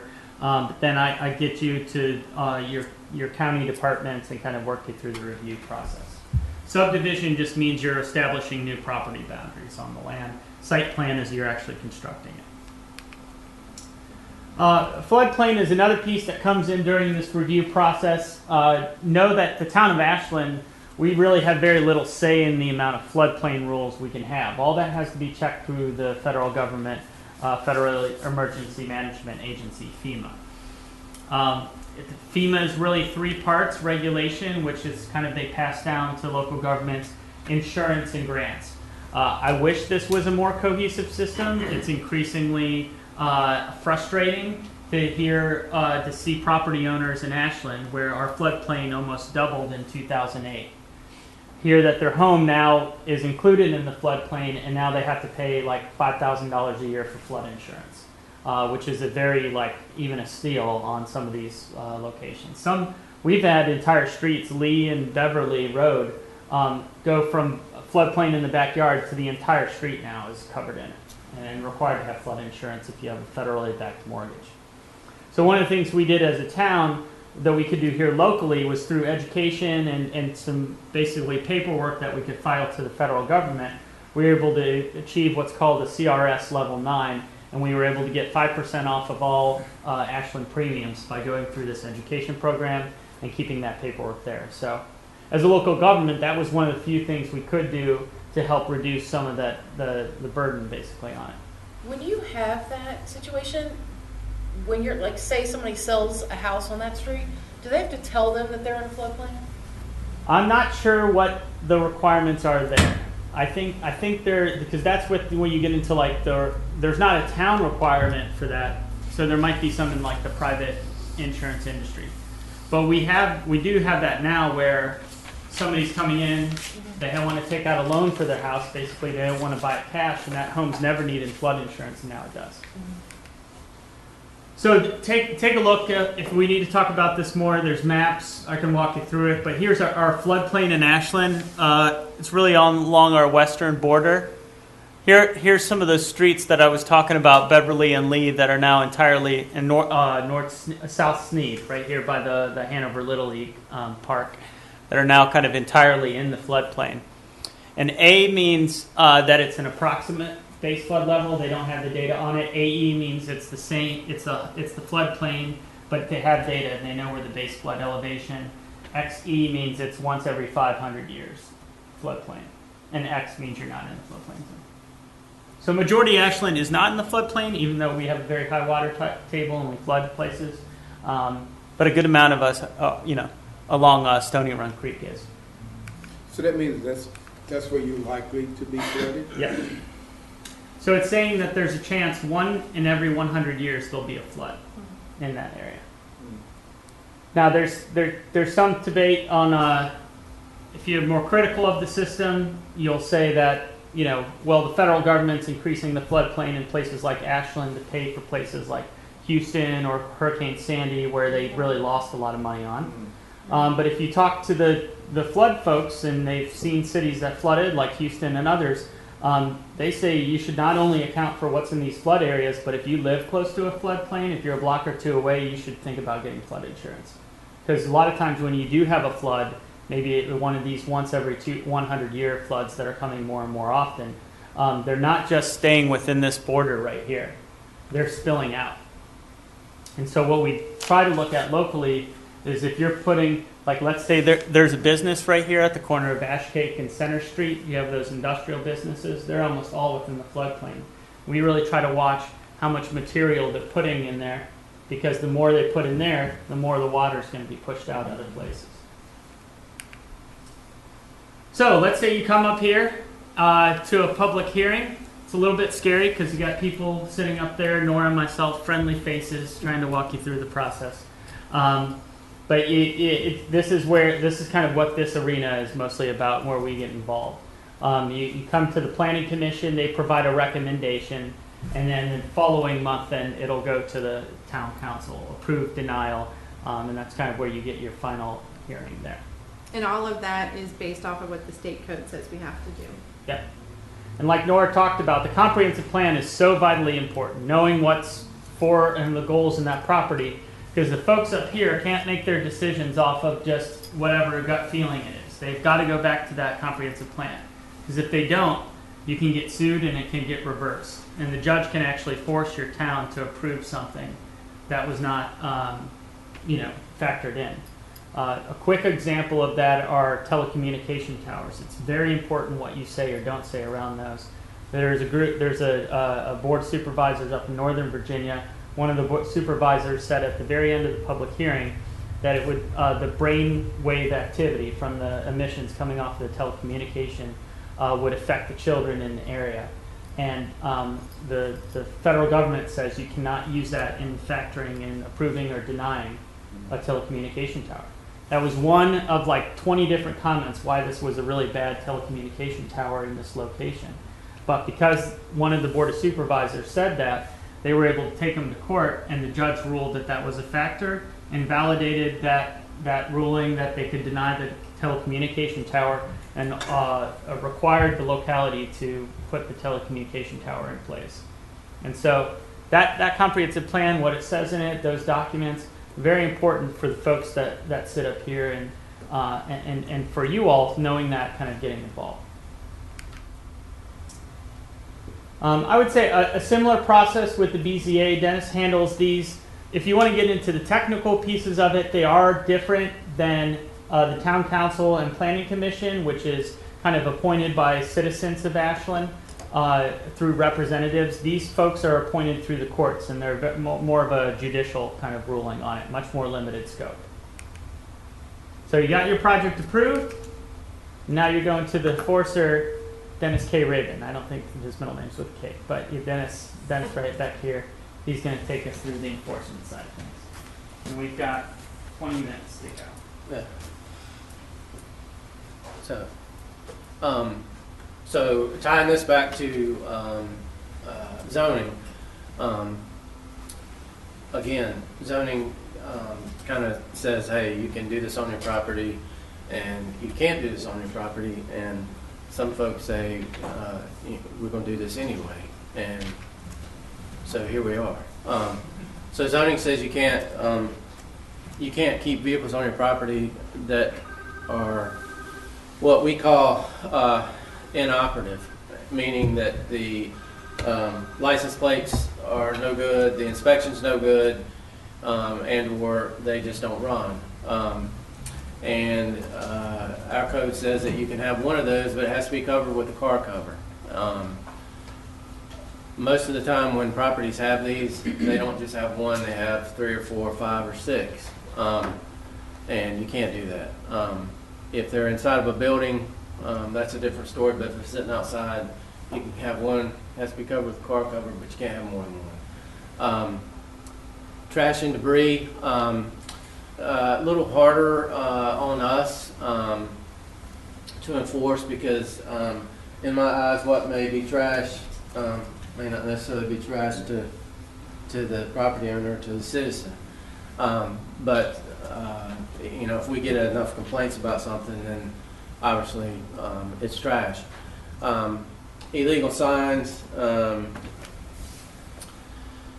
lot of the signs you see around town, we call them stick in the ground signs, but like the small real estate signs, for the most part all those signs are illegal.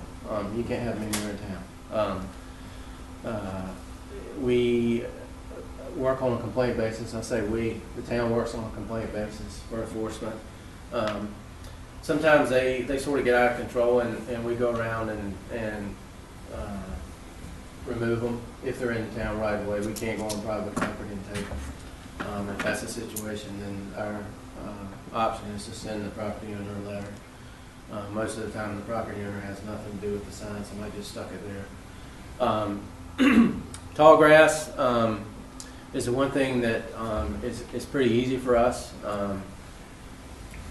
As I was telling you earlier, we changed our ordinance several years ago to say that on private property you can't let your grass get over a foot high.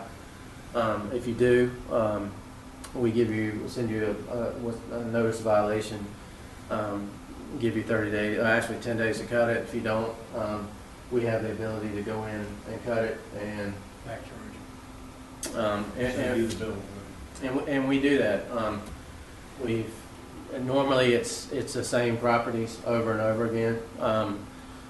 Vacant properties, sometimes they're involved in a foreclosure. But we use that tool quite a bit. Inoperative vehicles, our recourse on that is basically we don't go after the owner of the vehicle, we go after the property owner where the vehicle sits. Speaking of inoperable vehicles, how does that guy get away with all those vehicles, junk vehicles in his yard on Maple Street when you get down near the end toward US 1? He's got a bunch of, like, Ford pickup truck with the cab open, and he's got 5 or 6 other vehicles parked out on it. We probably haven't gotten it. If Is it's it- in residential, Is it commercial or is it? Residential. It's a house. then we haven't gotten a complaint. Yeah. I know what house that is. I might be speaking out of turn, but it's, With them every time we ride by it, we say, how did It's you an get away old with picture, it? but I know that house. I know it too, I don't know what it's at, I can't remember what it's at. I can say that. Yeah, we have, yeah. Anyhow, sorry to digress. Well, this is how we find out. Yeah, so, Like we just Yeah. complain, and that's what it comes down to? Is, yeah, we Yes, we we have to definitely, file a definitely work on a complaint. complaint basis. Is that is right? it, Yeah. is it anonymous? Because it's really Dennis, he's the only person. You can bring our assistant an anonymous letter and hand it to her and say, I don't know anything about this, that's fine, but. That I know with your name. It's totally anonymous. You know, the only thing that I tell people is, you know, if it's your next door neighbor that has it and it's been there for 10 years, and then one day you and your next door neighbor get in a spat, and the next day you come up here and complain, it's probably pretty obvious who complained. But no, we don't divulge who, but, you know, we don't do that. Now, if folks want to go through the proper procedure to find out, there's a way to do that. But You all probably heard about FOIA at some Yeah. meeting, Freedom of Information Act. Almost 99.9% of everything done in, as far as government is open to the public. There is a procedure to gather that information. FOIA is a big thing. You could ask to see all my Post-it notes if you Yeah. wanted to. You get a can't see lot. this from my house, so I shouldn't worry about it, but I go by it once in a while. So how do you enforce that? But enforce. The extra vehicles or? The NO. Yeah, well, we, normal situations, send the property owner a letter. And, you know, our goal was compliance, and voluntary compliance.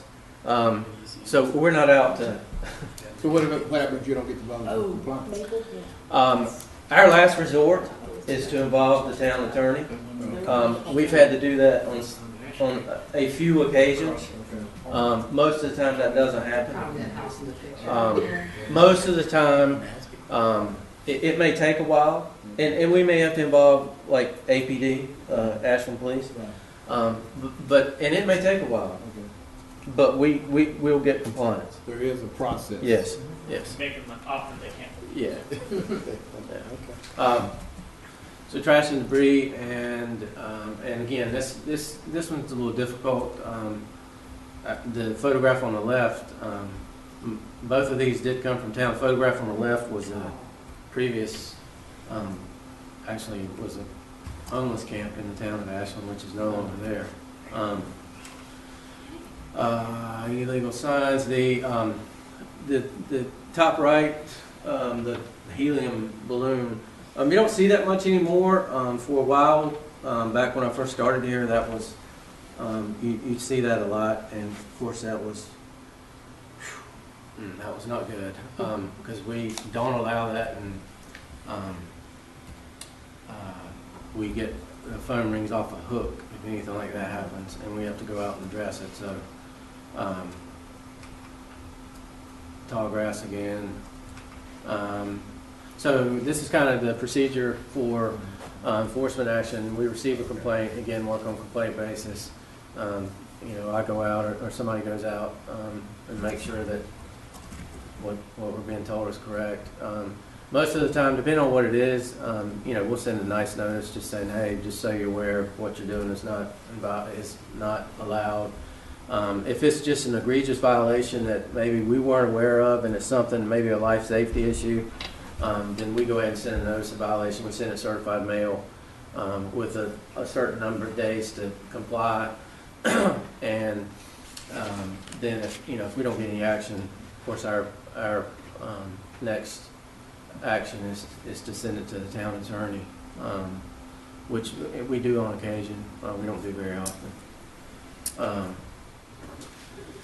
So we're switching gears a little bit. I'll let Nora talk about this, but this is going to talk about the hotel lodging ordinance, which I'm sure many of you probably remember, which was talked about for a long time, but the ordinance was adopted, I think, and went into effect, I think, July 1st of 2016. So, Nora, you can talk about this, and I'll fill in if you want to. I will, real quick. Have you all already been to the police department? Yes. Did Chief talk about the hotel motel ordinance? No, Okay. he said he was letting you do that. Just kidding. Oh.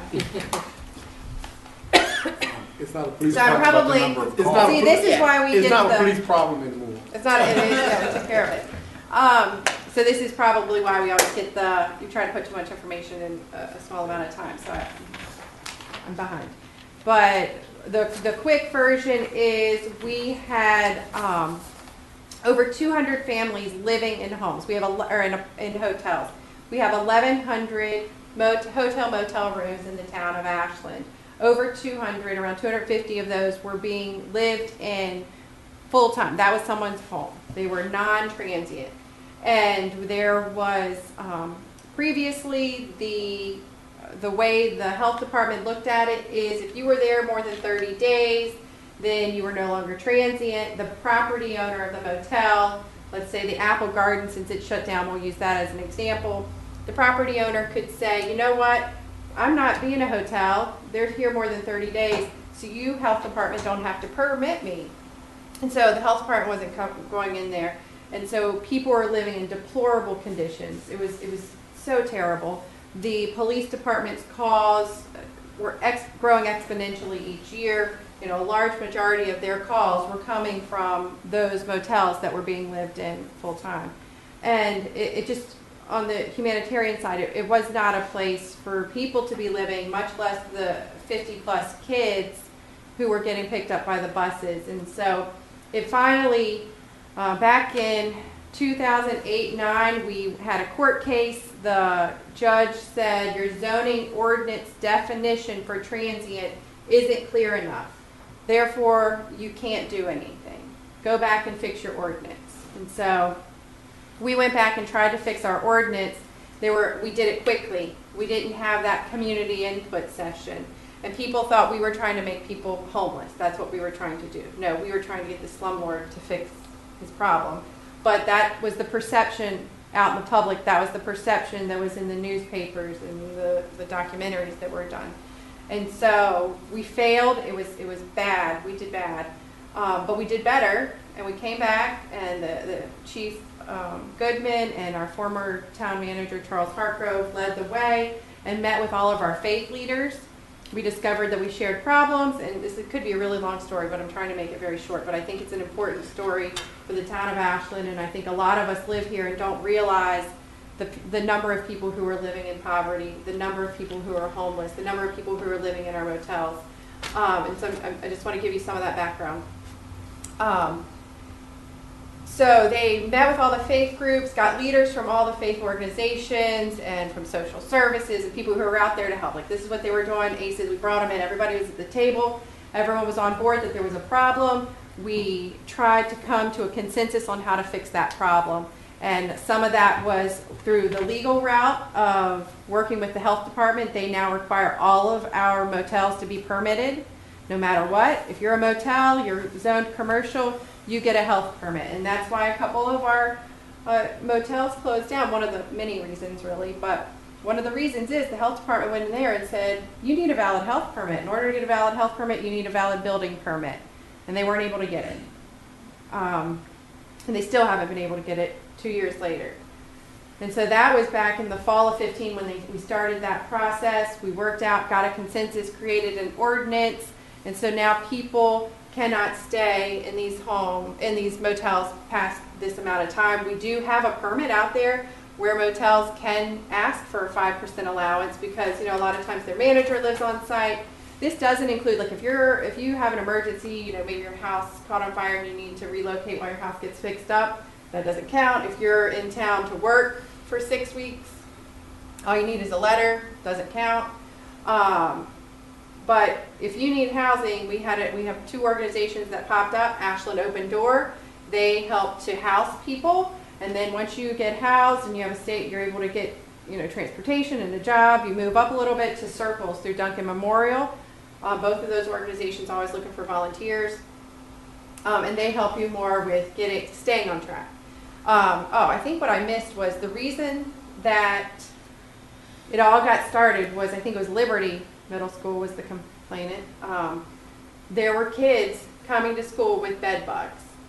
And they were getting spread and sent around, or the kids would have to come and put their stuff. If you lived in a motel, you had to put your book bag into a plastic container and shut it up. You didn't get to hang it on your cubby hole or put it in your locker. You had to put it in a plastic container.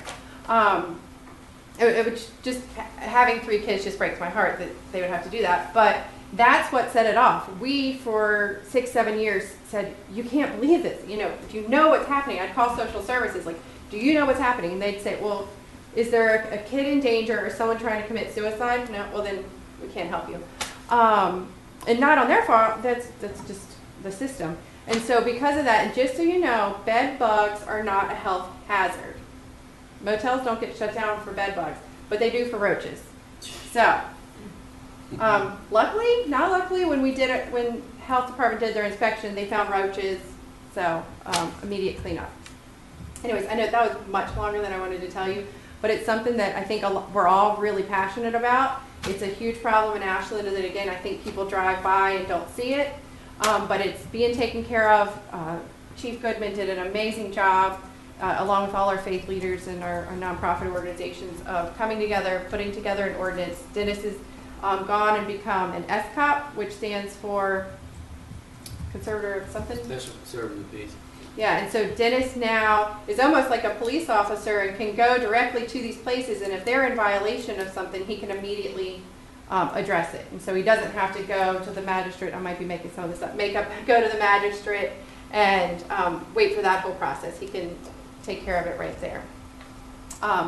So it falls on Dennis now to enforce it, and again, a lot of it's complaint driven. If Dennis wanted to show up and check someone's register to see if motel XYZ is following these rules, he could. Sorry. Really long story. We'll skip the pictures. You know our motels. Just go to the web resources. Yeah. Well, I do want you to know that we have 2 special districts in town, Arts and Cultural District and the Technology Zone. Kind of hard to see which one's there we go. This is the Technology Zone. Again, let me go back. Arts and Cultural District, this is all downtown. And so we just have these 2 special districts to provide incentives for the Arts and Cultural District. It was something that we wanted to have more arts businesses, more arts events. So we created an incentive district. In the tech zone, like the Hill Carter Parkway and our business parks, we wanted more higher paying jobs. We wanted more tech jobs, high tech jobs. And so we provide them an incentive through tax purposes. I was going to talk to you about regionalism. It's not very super exciting. This is Plan 2040. Was that similar to that transit plan I was talking to you about? So a regional transportation plan. I sit on the Partnership for Housing Affordability. Again, just working through all the hotel stuff. Just I have a passion for helping people. Garrett does a really good job of actually making it happen in his personal life. and you'll see them on TV sometimes at the city council meetings. And then the Richmond Regional Collaborative was created probably 9 or 10 years ago, and it's the heads of some of our larger businesses in the community and each of our local governments. And you know, not one of us can solve early childhood education, but all of us working together can make an impact and put our resources together. So, web resources. You can go and click on these. Do you share the PowerPoints? You can share this PowerPoint. Yeah. And each of these are clickable. Excuse me. All of this information that we talked about tonight is on the website. There's so much information on there. And now that we got a newer website, over the past couple of years, it's pretty easy to find. And so you go under Planning, Community Development, or Economic Development. You can look at our incentives and grants. You can look at all of our zoning districts. You can look at our comp plan. It's a lot to print off. Like I said, we have hard copies here. But anything you want is on here. We do have a calendar. Would love for you to put stuff here, but also go to Discover Ashland VA or mainstreet.org, mainstreetashland.org. Discover Ashland VA. Go to that one. And you can look for what's going on, calendar of events. If you haven't, does everyone get centered? The newsletter once a month. You need to get, you should get it. But you should sign up to get centered. If you go to discoverashlandva.com, sign up to get the Get Centered. It's once a month. They do highlights on businesses, but more importantly, they highlight what's coming up over the next month and what's going on in town. It's really awesome. Our Facebook site, so we have our town government site, we have the visitor site, and most of you, if you're on Facebook, know that they're now like Ashland residency sites.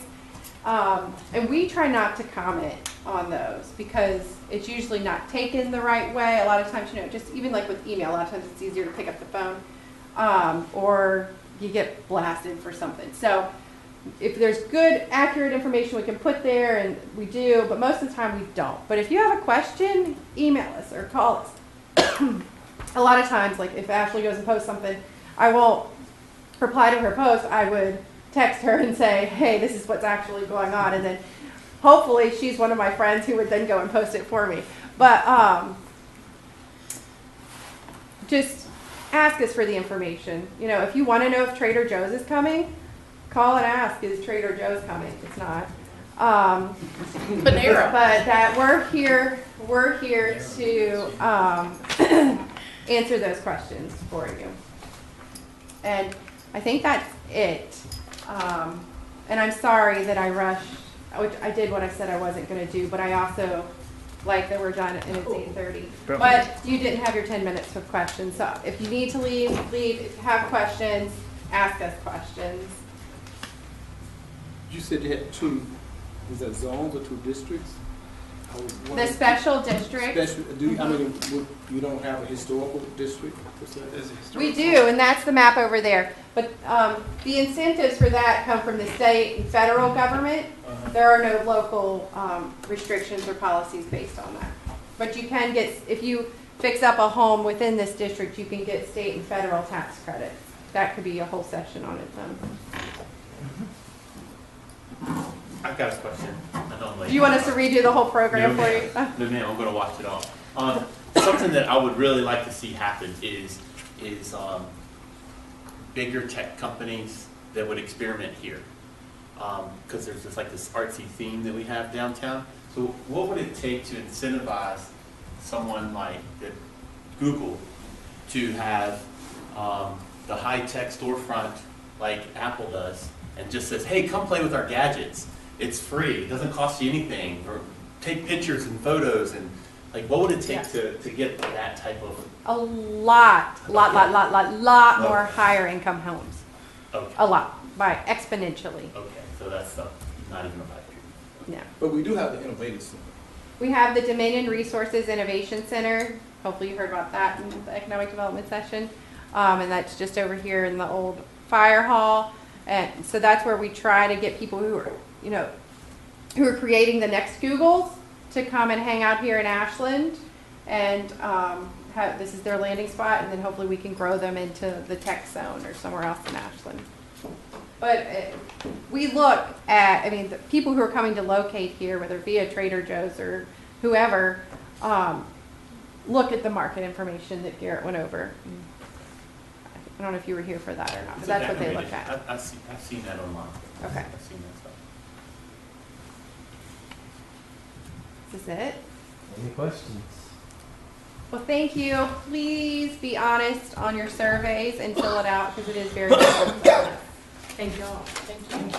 Thank you. Jared, you shared something with us, for like available spaces in the town. Is that public on the website?